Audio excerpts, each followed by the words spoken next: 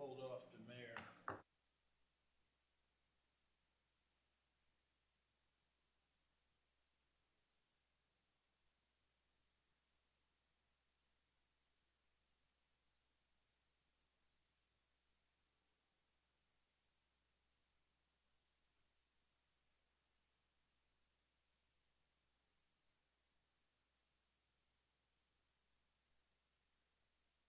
Are we ready? Are we live? Okay. Good afternoon, everybody. We have a new sound system, not a new sound system, but this may not be adjusted correctly. It seems loud to me. Are we okay? All right, thank you. I'd like to call the City of Westfield's Board of Public Works and Safety meeting to order on 3/23/22 at 1:01 p.m. I would like to first have the clerk call the clerk's department call the roll, please. Jim Ake, Present. Larry Clarino, Here. Mayor Cook. We do have a quorum. All right, thank you. Do we have legal counsel on the line? You do. This is Julie. All right, then I will call the meeting to order. The first item on our agenda is to approve the meeting minutes. Are there any comments? I move to approve the meeting minutes of January 26th? No, that's not right. What's the date? February 23rd. February 23rd, okay. All right. I've got an old copy here. All right, very good. I have a motion made by Larry Clarino, and I will second that, Jim Ake. Any further discussion? Hearing none, I'd call for the question to signify by saying aye if you're approving the minutes as stated. Aye. The minutes are approved. Moving down the agenda, we don't have any bid approvals. We don't have any construction standards to be considered, and no change orders. So we move into contracts and agreements. Action item number 2. Would you care to speak to this, Jonathan Nail? Yes, I would. So this is an exciting contract that I'm bringing to you all today. It is a contract with a company, really a technology company, called StreetScan, that is going to help us tremendously with our asset management moving forward. The contract in question is for a total amount of $59,986. And what this will do, this company, there's an image actually as I scroll down, kind of what the equipment looks like. This is a company that we would like to hire to actually scan our streets using their technology. It's a vehicle equipped with both video on top, but also some scanning equipment on the bottom and back that actually scans our streets for cracks and imperfections in the pavement. Their technology actually utilizes an algorithm to provide a PCI rating for the pavement condition on a 0 to 100 scale. And the contract in front of you is for them to actually scan all of our streets in Westfield to provide PCI scores for all of our streets, all of our street segments, which we have to report each year to the state for our asset management program. Currently, what we do is it's very labor intensive, but we do what's known as PASER ratings for all of our streets. We do that twice a year. This is a one-time shot where it'll be scanned. All the information will be provided to Public Works, and they actually have some pretty slick software technology to provide public-facing reports so that we can report to our residents when they can expect resurfacing to happen in their neighborhood, and it really provides an objective data point so that when we do get questioned why certain streets are being resurfaced this year and not others, we can provide an objective data point to show here's how we are prioritizing these streets. So I'm excited about this. I'm excited about the company and the technology. I think it's going to actually save us money when you think about the amount of time and hours spent driving streets and doing Pacer ratings annually, as well as the number of emails and questions we get about our resurfacing program each year. It'll be really beneficial for us to be able to have a location we can point those folks to and an objective data to show them how we're doing our resurfacing each year. So with that, I'm happy to answer any questions. But like I said, the contract is for $59,986. Of that, $46,486 is just the one-time cost of the scan itself. And the software that we'll be utilizing is a $7,500 annual installment for that software subscription. It's unlimited licenses, so everyone in our Public Works Department has access to it just for the $7,500 fee. But all of that's included in that $59,986 contract. Thank you, Jonathan. Let the record show that Mayor Cook has just arrived and joined our meeting. Mayor, would you like to take over? You're doing fine. All right, then we will continue. Are there any questions for Jonathan Nail about the street scan and City of Westfield automated asset management proposal?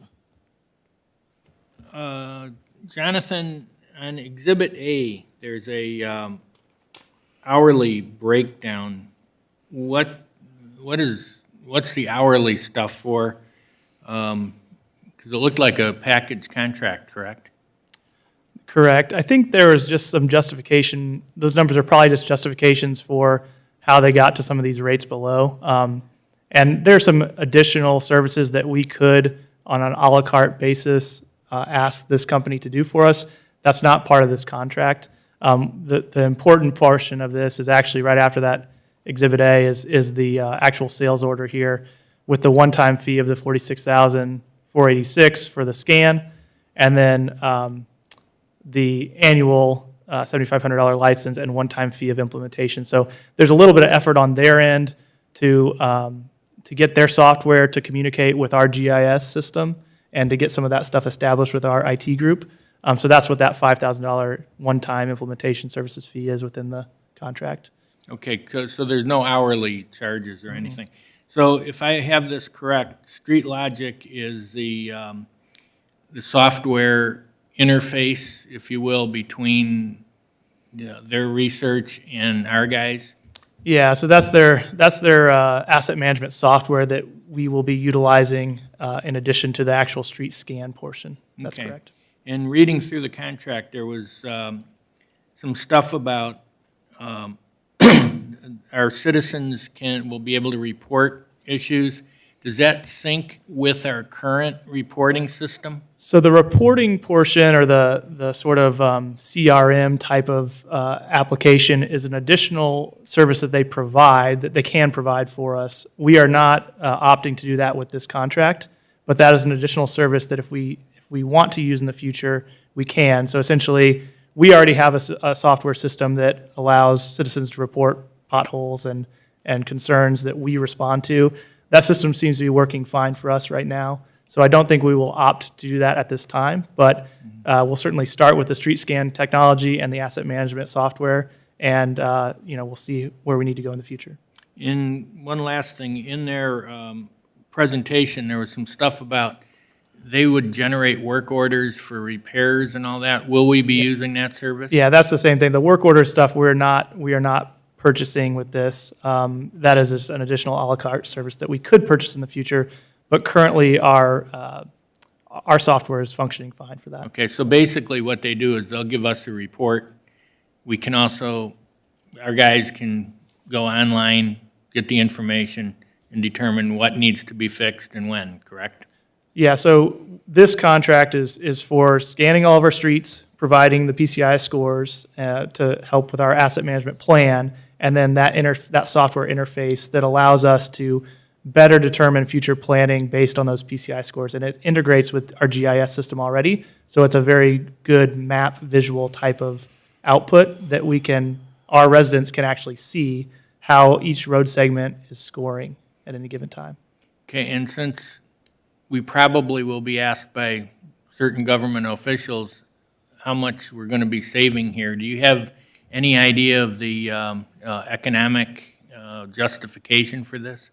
Yeah, so I don't have an exact Ballpark, yeah. Yeah, ballpark. I would say that the cost of the scan probably offsets the amount of labor via salary and so forth that it would take for us to go out and do the ratings that we've done in the past. So I would say it's a wash or perhaps a marginal net savings to do this. And it'll free up a lot of our guys' time. Yeah, for sure. And it'll free up our guys' time, but I think the biggest value is to have objective data so that we can tell our residents, to back up, the PASER rating system that we used in the past is a visual inspection, and it's a 0 or it's a 1 to 10 scale, and it's a little bit subjective. You say it could be a 6, could be a 7. This is no human involvement. This is a data point based on measurements of cracks and so forth. So I think that'll help us justify to some of our residents how we're doing our resurfacing program moving forward, that it is truly based on data and not a subjective decision by staff. I think that's where the biggest value comes from. That's all I have.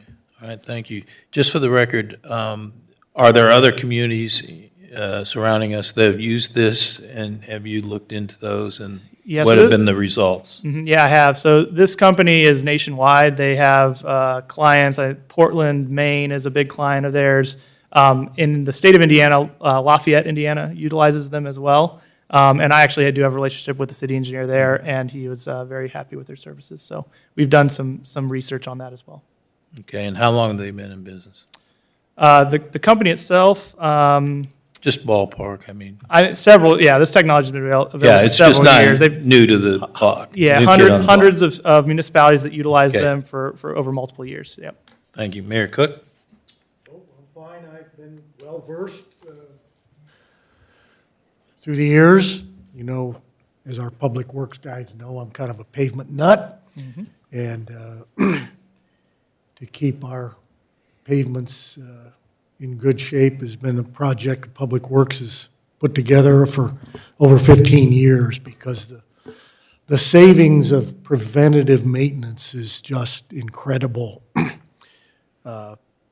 Indianapolis would probably be a perfect example of one that is unable to enjoy the ability to practice preventive maintenance, and you can stay far ahead. So I'm all in. As an Indianapolis resident, I unfortunately agree with you on that. I am excited, Mayor, to get you into the software, and you could probably spend hours playing around with some of the scenarios about how to keep certain roadways up to a certain level of standard, and so I'm excited it'll be a nice toy. You can spend plenty of time in it.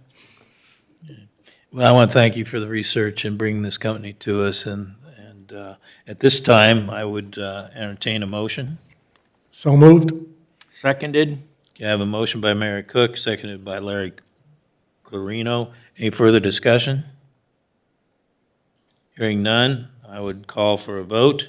All those in favor of approving action item number 2, street scan and City of Westfield automated asset management proposal, signify by saying aye. Aye. Opposed? The motion carries. Thank you. We have no agreements and or MOUs to discuss today, and then we move into the consent agenda with the WPD approval to hire officers and the bond information, the bond list for March. Any discussion? Any questions? I do not. I call the question. I'd entertain a motion to approve the consent agenda. So moved. Second? I have a motion by Larry Clarino, a second by Mayor Andrew Cook. All those in favor? Any further discussion? Then I'll call the question. All those in favor of approval of the consent agenda signify by saying aye. Aye. Aye. Opposed? The consent agenda is approved. And we have department reports. First up is fire. You like to say a few words? Rob Gaylor, Westfield Fire Department. You could go ahead and pull up that report so everybody can take a look at it. So we missed January with an actual data or report like this, and we'll do better with that moving forward. So what you have in front of you is a combined report of January and February of 2022, and we're comparing numbers from 21 to 22, just the differences. Overall numbers, as you scroll down, property saved, and if we look at this chart right here, comparatively, we can see that in the month of January and February combined, that Station 81 is down a little bit. Station 82 is up quite a bit. Station 3 is up comparatively. So Station 1 down 6%, Station 2 up 62%, Station 3 up 3% for the year. And keep scrolling on through. This is a breakdown of the type of calls or the incidents that we're responding to. The largest portion there, the 300 series, is our medical calls. Obviously, we're doing more medical runs than we do fire. The national trend is about that 60 to 75%, and you can see that we fall right in line with that at 72% for the month of January and February.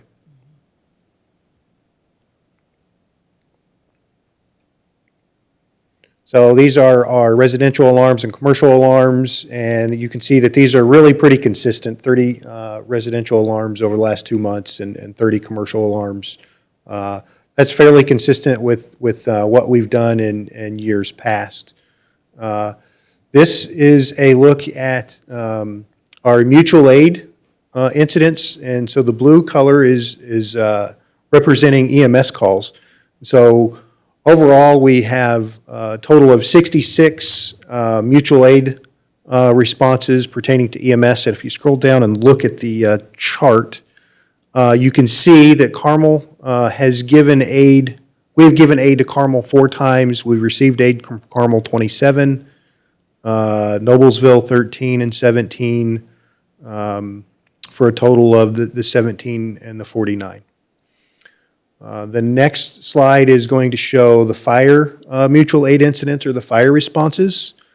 Here, we've branched out and given mutual aid a little more than we have received, with sending aid over to Noblesville 16 times and receiving aid from them once, for a total of 46 involved calls.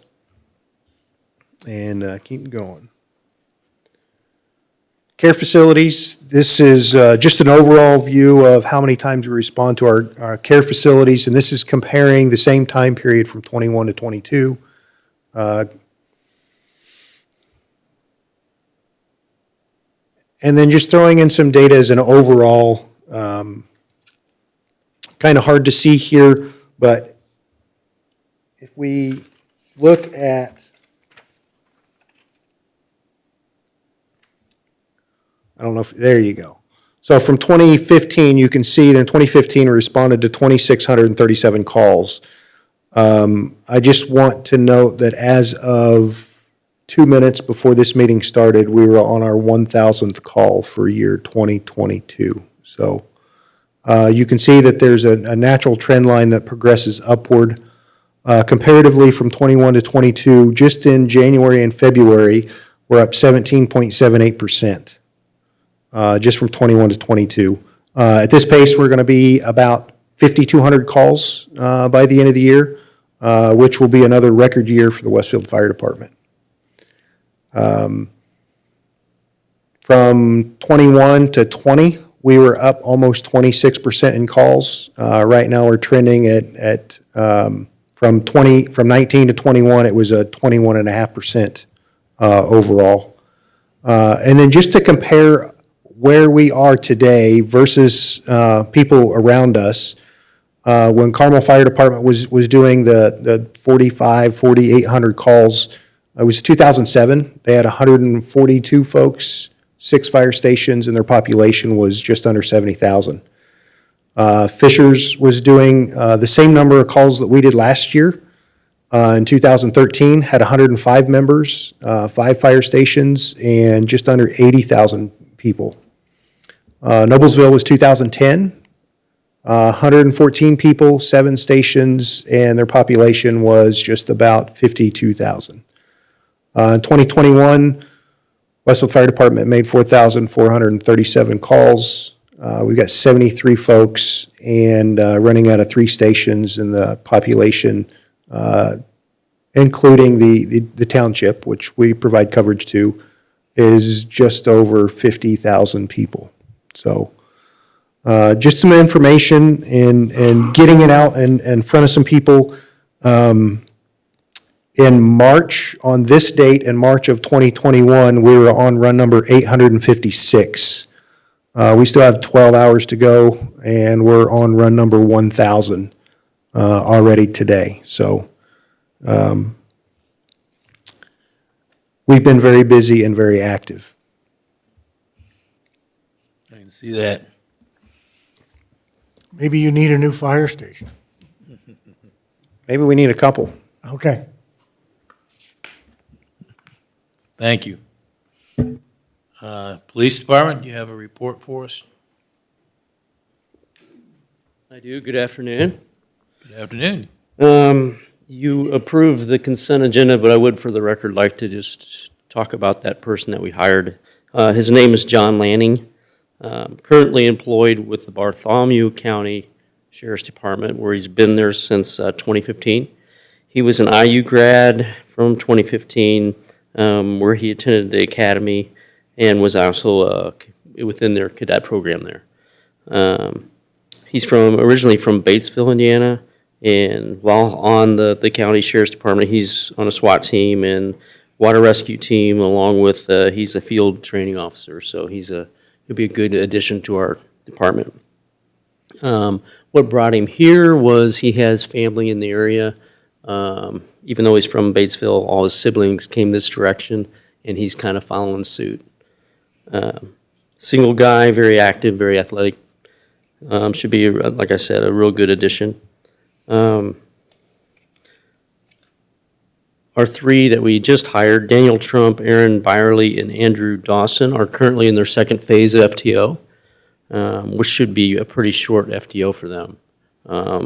Probably a total of 8 weeks is all it will take to get them in their own cars.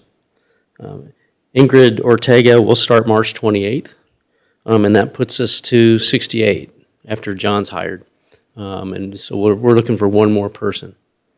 I'd also like to make note that we did talk to, and they agreed to come on board with us, 2 volunteer chaplains, Matt Gaylor. This sounds familiar. He's from Inspire Church. He's going to come aboard, and also Michael Ventor. He's from the Union Bible Fellowship Church. So they'll be coming aboard, and it'll take some time to get them acclimated with the job. But what they'll do, and what we're planning on doing, Rob and I, we're going to share these chaplains between our departments. That'll give us 3 total, and we're still actually looking for one more. Michael is actually from Community Bible Fellowship. Yeah, what'd I not say? Union Bible. Oh, I'm sorry. Michael is actually from the Brazil, and I don't mean Clay County.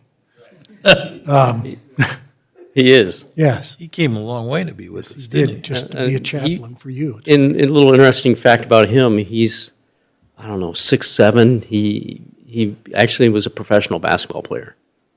So, Interesting. Do they go through training? they do. What will happen is our current chaplain, Daniel Minton, will train them on site. Mm-hmm. So they'll do a shadowing phase, and then we encourage them to actually actively look for training. There's different associations, both regional and international, that they can go to training and go to different conferences and learn more about what they do and actually join those associations. So will you 2 be sharing these? We will. Excellent. Other than that, if you, gave you the report to look at, the only thing that's kind of unique was the fact that our burglaries show that they are up, and they are up. We had, I think, 11 last month, and that's due to all the construction that's going on throughout the city. We have a lot of homes that are almost completed, and people are taking the opportunity to clean those out right before the owners take possession of them. So they're stealing appliances, they're stealing piping, anything they can get. So our burglaries, as you know, 11 from, just 2, 1, 4. We generally don't have very many burglaries in town. So that's what those are. Those are all been assigned to detectives and currently being worked. So we'll see what we can do on those. Joel, the batteries are consistently up there. What are those bar fights or Those are generally domestic disputes. Okay. And we saw an uptick in those once COVID hit, which is understandable. And they really haven't, they've gone down a little bit, but as you see, if I showed you 19, 20, 21, you'd see a spike. But it's starting to come down, I think. That's all I have. All right. Thank you, Chief. Appreciate it. Public Works, Jonathan? Yeah, so we're just getting out of the winter weather, I think. There's some colder temperatures later this week, but it looks like we're in the clear for snow removal, knock on wood. So we are gearing up for warmer weather and construction season coming upon us. A couple projects that we have coming up to look out for. The big one, I would say, is 161st and Union Roundabout. I know that's a long overdue intersection improvement. Contractor should be mobilizing for a closure in mid-April for that project. So we're excited about that one. Certainly ask for the public's patience on that closure. That's a full closure for how long? It is a 90-day allowable closure, but we will be pushing to get that done as quick as possible. Are your utilities ready to go? Yes. Okay. There is a little bit of work with the SCP project, sanitary sewer, that is remaining. There's the northeast corner of that intersection has been torn up for a while. We are trying to coordinate and work with SCP to expedite that work so that they can have their final sanitary sewer installed under Union before we start construction. So that's exciting. We have a couple smaller projects. The Kerry Road Pedestrian Refuge, you may have noticed, is under construction right now. That's only a little bit of a 2-week project, something like that, to provide a pedestrian refuge for the Midland Trail across Kerry Road. There was a pretty wide pavement section there. We've got a pretty healthy refuge for trail users. 169th and Spring Mill, we had binder down in the fall, if you recall. We had really wet October and early cold temperatures. We elected to close that, or to open that intersection up for the winter and come back in the spring here to get that surfaced.